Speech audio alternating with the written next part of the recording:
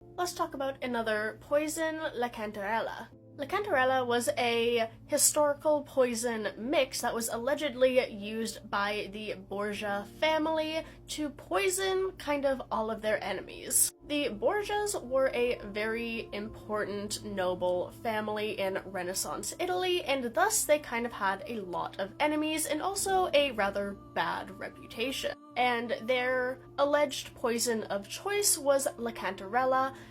Now, the actual recipe for this supposed poison doesn't exist, but it was thought to be a mix of a couple different poisons. It supposedly contained things like phosphorus, arsenic, and lead acetate, also known as sugar of lead.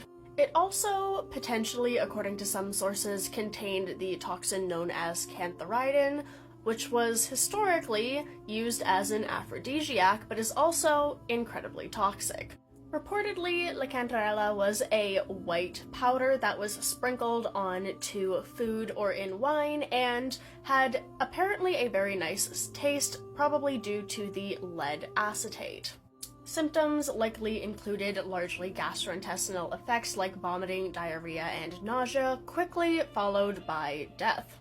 The Borgias were kind of not well liked, apparently, and thought to be brutal and just overall depraved individuals. However, they were still a very important family, so if you were invited over to their place for a dinner party, you pretty much had to go, even though there was a strong likelihood that you would be poisoned. I did find one source that said a potential cause of Rodrigo Borgia, who was the Pope at the time, was that he accidentally poisoned himself by pouring and drinking from the wrong glass of poisoned wine, where he meant to give it to a dinner guest but instead gave it to himself, thus poisoning himself.